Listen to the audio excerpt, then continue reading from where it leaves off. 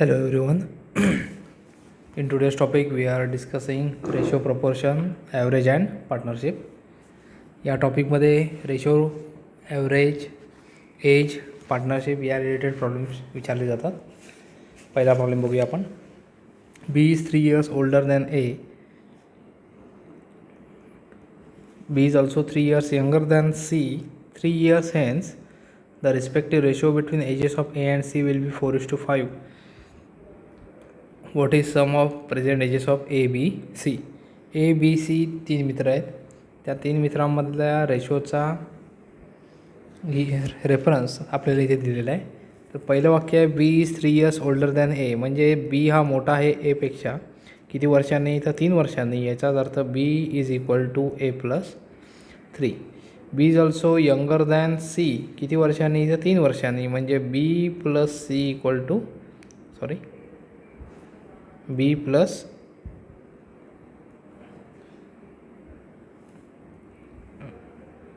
A plus 3. B plus 3 equal to C, B plus C. Okay, हे लिहून ठेवलं मी. नंतर काय दिलं आहे अजून,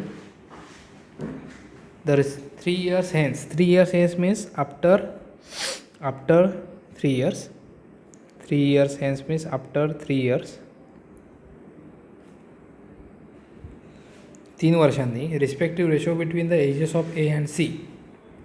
सध्याला ए आणि सीची वय जी काही असतील त्यामध्ये 3 वर्षानंतर वाढ होणार 3 वर्षांनी. So respective ratio, so A plus 3 3 वर्षांनंतर, म्हणून C plus 3. Ratio is given as 4:5, that is 4/5. What is sum of present ages of A, B, C. म्हणजे आपल्याला आता 3 इक्वेशन दिलेले आहेत.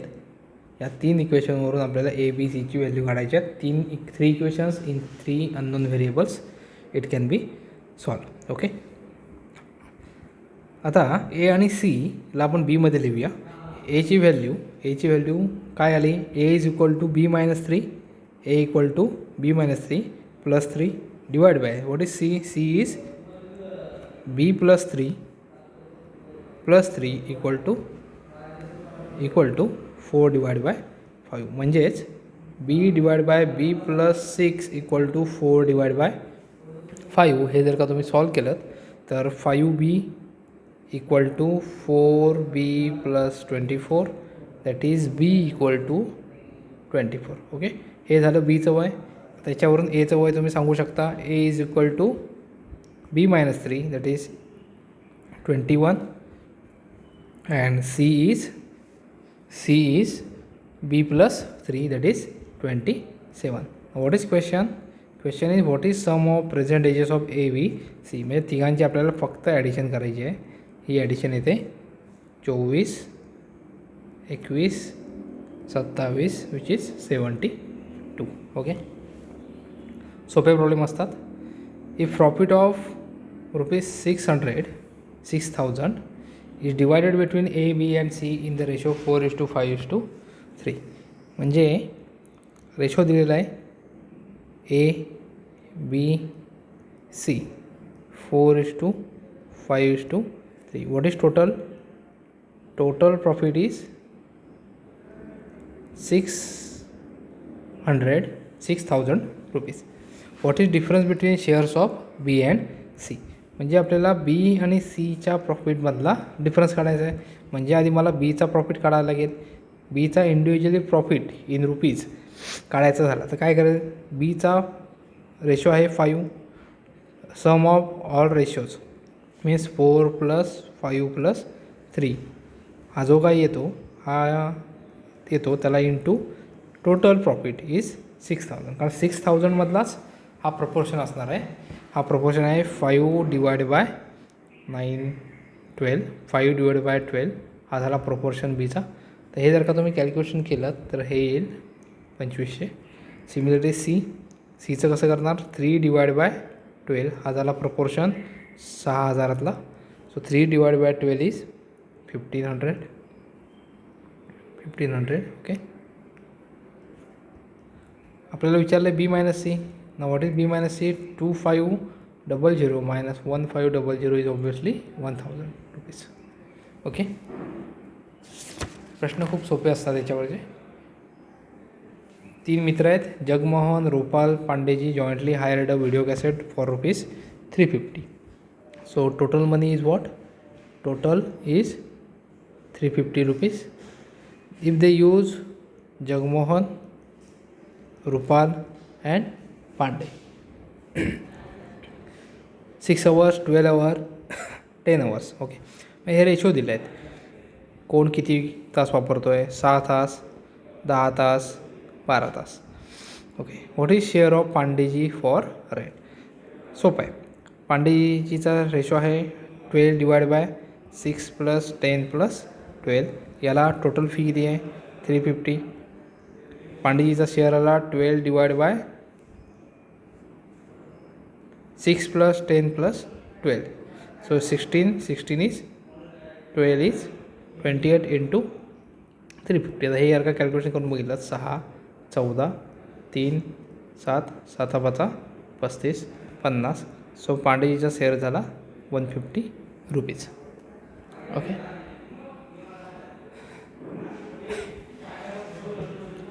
Monthly salaries of Piya and Soham. 2 जण दिलेले आहेत, Piya and Soham, are in the ratio of 5:4.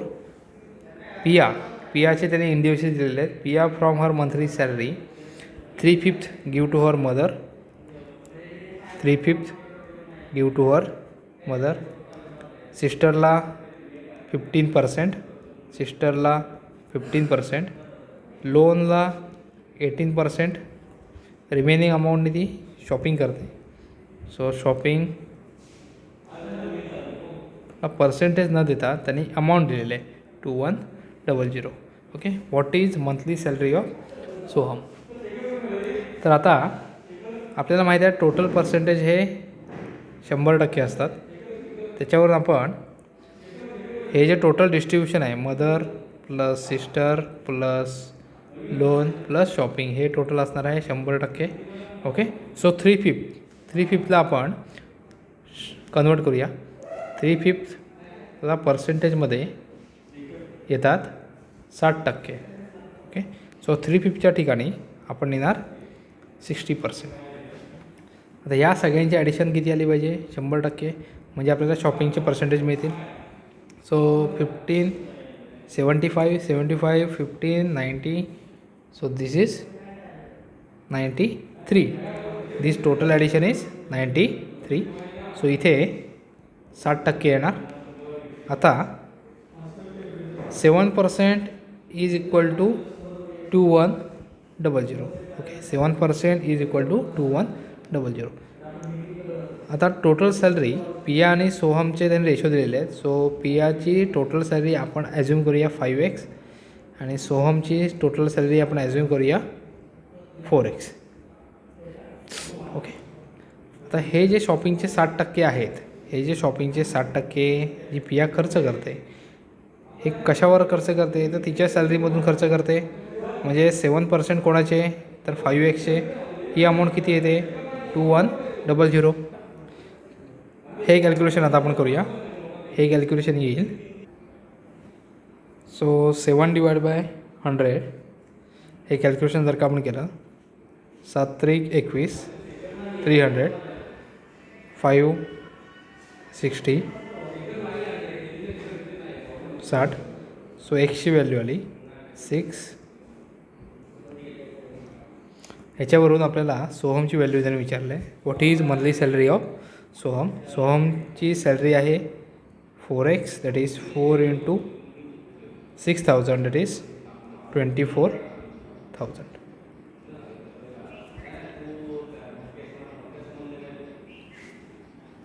Similarly परत नाही रेशो दिलेले आहेत. Present ages of Ramzana and Rakhi are in the ratio 15:17. Okay, 2 जर का माणसं असतील तर आपण एक्सचा आपण वापर करून दोघांची इंडिव्हिज्युअल वय काढून ठेवायची.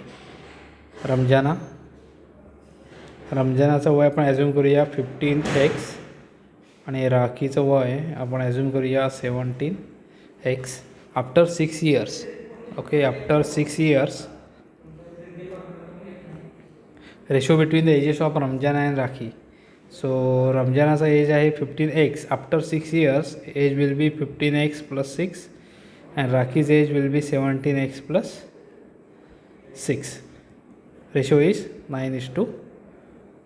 ओके, तर याच्यावरून आपल्याला आधी रमजान राखीचं वय काढायला लागेल. तर हे लिनियर इक्वेशन फक्त सॉल्व करायचं आहे आपल्याला. So 150x + 60 = 153x + 54. Okay, so 3x = 6. So x = 2. आपल्याला काय विचारलं आहे, what will be age of Ramzana. रमजानाचा एज आहे 15x. 15xची आपल्याला व्हॅल्यू मिळाली आहे, but it after 6 years. So 15x + 6 that is 15 × 2 + 6. So this is nothing but 36 years. Okay, त्यानंतर पार्टनरशिपवर काही प्रॉब्लेम्स असतात. पार्टनरशिपचे आपण काही प्रॉब्लेम्स बघूया.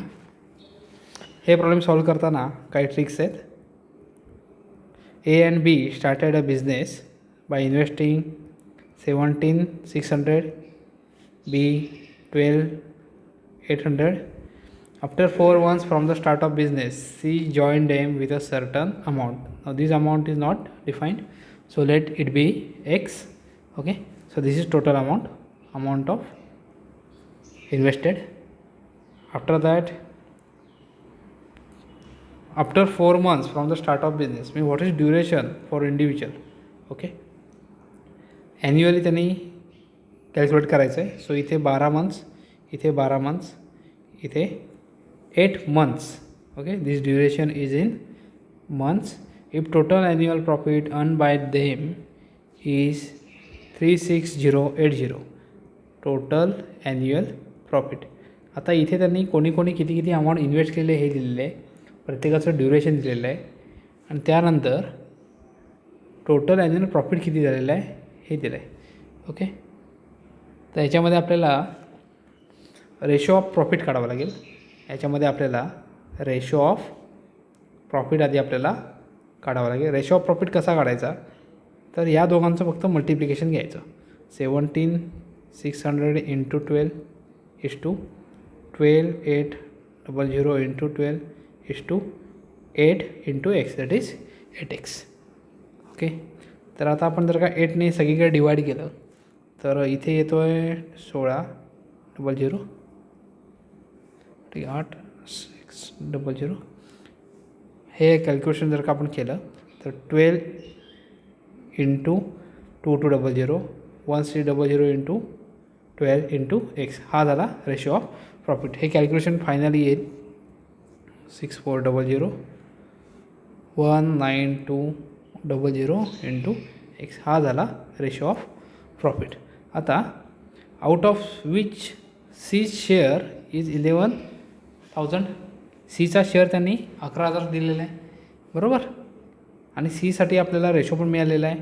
ओके, तर सीचा रेशो झाला x / 26400 + 19200 + x हा झाला सीचा शेअर.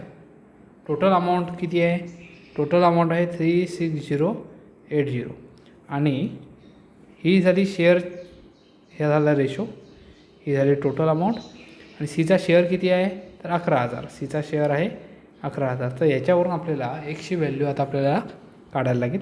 तर ही आपण आता व्हॅल्यू काढूया. तर हे सॉल्व केल्यावर येईल +x टू, इथे भाग लागतो आहे, बघूया आपण. 0 0 कॅन्सल होईल. 11चा जर आपण पाडा यूज केला तर 11 3 2 काय 11 × 328 = 100. हे कॅल्क्युलेशन आपण करून घेऊया. 328x = 45600 + 100x. 100x लेफ्ट साईडला आले, सो 228x = 456 228 दुने 456. ओके, सो एक्स आलेला आहे 20,000 दॅट इज 20,000. ओके, एक्स आलेला आहे 20,000. काय विचारलं आहे, व्हॉट इज सीज इन्व्हेस्टमेंट. आता सीसाठी इन्व्हेस्टमेंट आपण एक्सच ॲज्युम केली होती. सीसाठी इन्व्हेस्टमेंट आपण एक्सच ॲज्युम केली. सो सीचा आन्सर आलेला आहे 20,000. ओके, याच प्रकारचे प्रॉब्लेम्स याच्यामध्ये विचारले जातात. पुढचा एक प्रॉब्लेम बघूया आपण. A started a business. A started a business. After 4 months from the start of the business, B and C joined. B and C joined. म्हणजे A आहे 12 महिन्यासाठी इन्व्हेस्टेड. A आहे 12 महिन्यासाठी इन्व्हेस्टेड. A, B आणि C 4 महिन्यांनी join झाले. म्हणजे प्रत्येकी 8 महिने जॉईन झालेले आहेत. Okay, the ratio of investment of A, B, C is 4:6:5.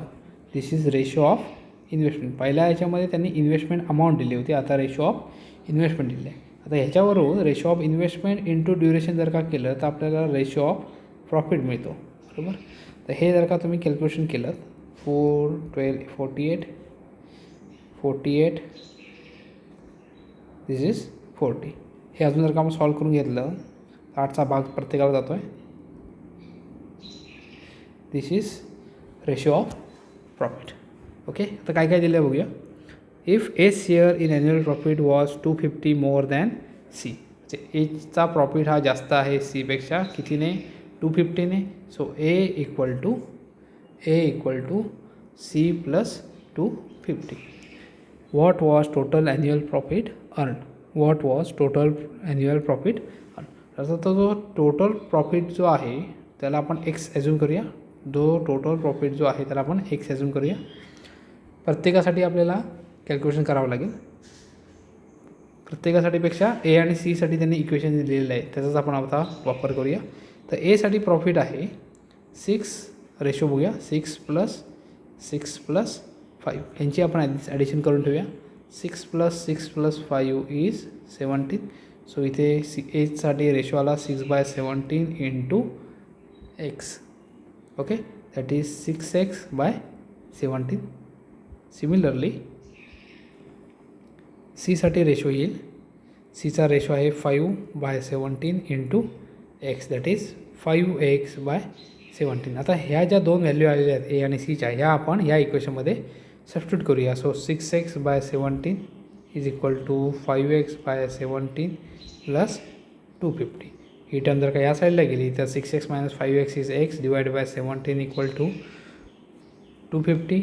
So x equal to 250 into 17.